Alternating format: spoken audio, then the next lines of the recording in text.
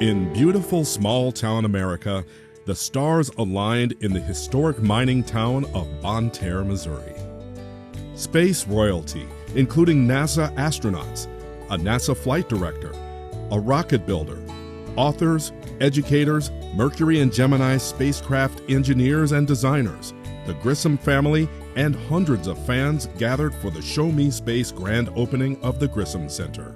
We're honoring Gus Grissom, one of our American icons, and his sacrifice and this family's sacrifice for our nation.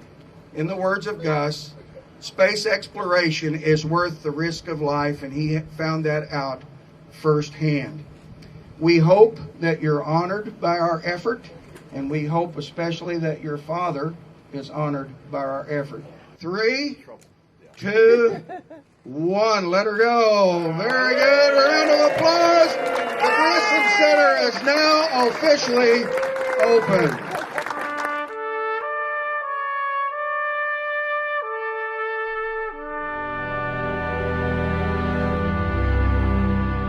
Gus was, of course, one of the early space pioneers. He was one of the original Mercury 7 astronauts. He was a Cold Warrior. We were trying to beat the Russians to the moon, and that's what Gus wanted to do, and he worked to the end of his life to get us there. But we ended up rising from the ashes, literally. He built a great space machine that took 24 human beings to the moon, and most importantly, brought them back. Earl has done a really good job of sort of compressing about 50 years of space history into one room. And you get to see these pieces of metal that were placed together in the right way, and they all had to work to get people to the moon and back. It's really exciting for a community like this to have such a gem of scientific knowledge and space exploration. I got to see some hardware just like what I got to use in space, so it's pretty cool. They're looking at the fruits of a lot of labor that various people put in a lot of hard work here. I'm with a group of McDonald people called the Mercury 6. So we all got together and started coming down here to help Mr. Mullen expand his museum. I did a lot of volunteer work. I came down here to the museum for the last 4 years. We've been working on almost every Saturday on the museum, and I think we've created a little jewel here for the city of Bonne Terre and for the region, and I hope people come and enjoy it.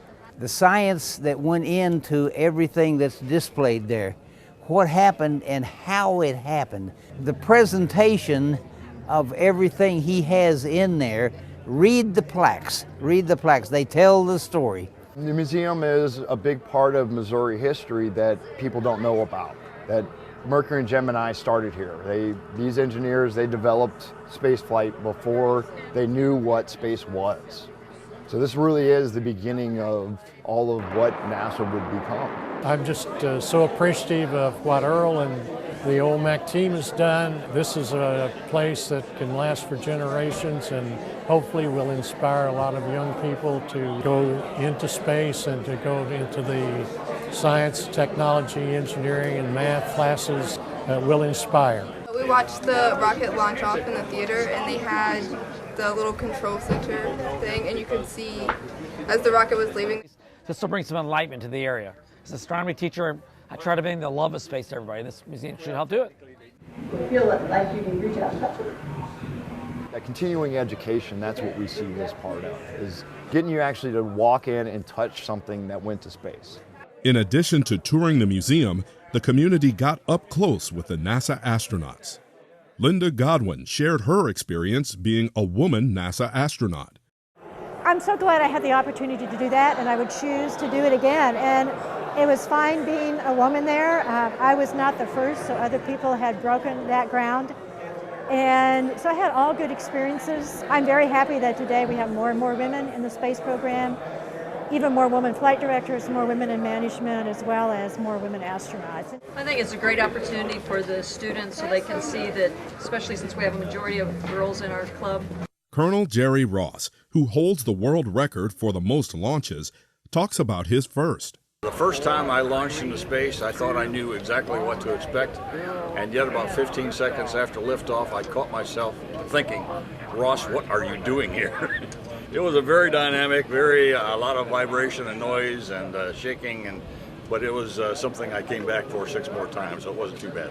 Topping off the festivities, an all-star panel shared unforgettable NASA space exploration stories. The event attracted an outpouring of locals and tourists.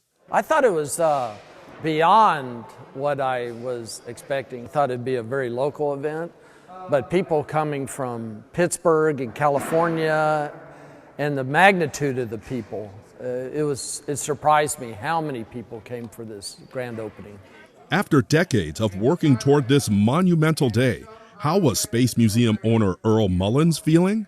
You know what? I'm still a bit numb, but this has been an absolutely phenomenal day. Absolutely phenomenal day. I hope it is the start of something that will continue, in perpetuity. I think Gus would have been very proud of this. And